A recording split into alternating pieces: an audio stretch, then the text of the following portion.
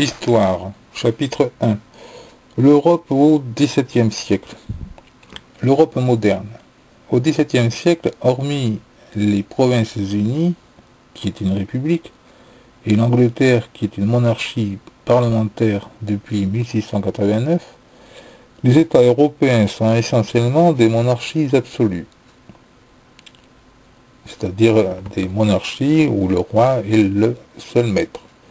L'Espagne est de loin l'État le plus puissant, mais la France devient un rival dangereux, tout comme l'Angleterre réunie à l'Écosse en 1603.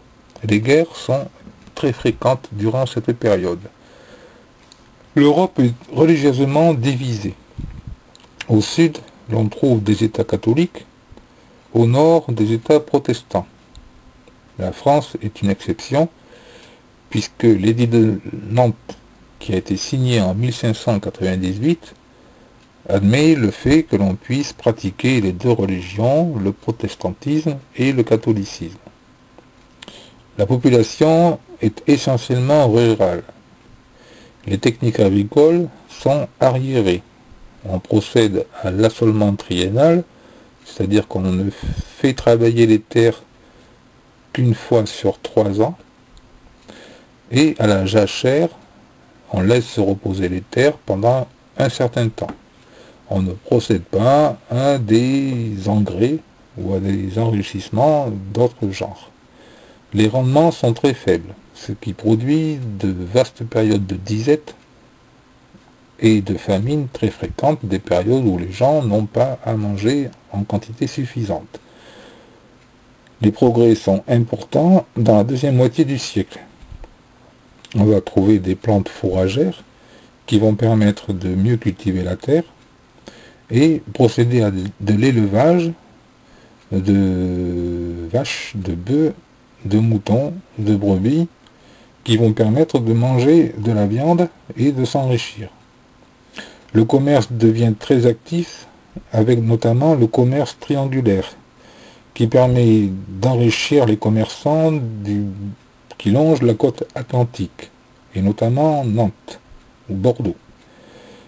Ces villes vont s'enrichir grâce au fait d'envoyer des navires en Afrique qui vont transporter des esclaves en Amérique, qui vont à leur tour charger des épices et différentes denrées, ainsi que de l'or, qu'ils ramèneront en Europe. Les villes les plus importantes qui vont s'enrichir seront Bordeaux, Nantes, Londres et Amsterdam, où l'on va voir surgir les premiers plans d'urbanisme, à savoir le fait que l'on va construire des villes autour de leur activité portuaire et commerciale. On va voir aussi apparaître ce que l'on appelle des bourses, c'est-à-dire des lieux où vont transiter des négociations financières et agricoles et commerciales qui vont permettre aux grands commerçants de s'installer au niveau planétaire. C'est aussi le début de l'exode rural, le moment où des paysans vont quitter la campagne pour trouver un emploi dans les villes.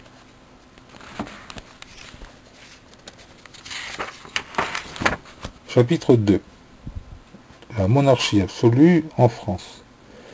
Lorsque Mazarin, qui est un grand ministre de Louis XIV, meurt en 1661, décide de se passer du Premier ministre, le roi Louis XIV, et décide aussi de ne plus réunir les parlements.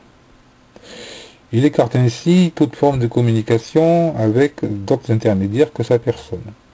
Il écarte la noblesse des affaires de l'État et la met en résidence à Versailles où il peut la surveiller de plus près.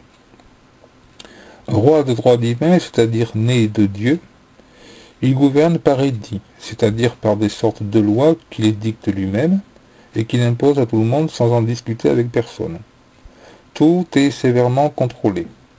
La vie économique est soumise à des règles strictes de production, mais c'est surtout la vie intellectuelle qui est la plus gênée par son règne, qui doit respecter des règles qui sont édictées par des académies, des rassemblements de hautes personnalités.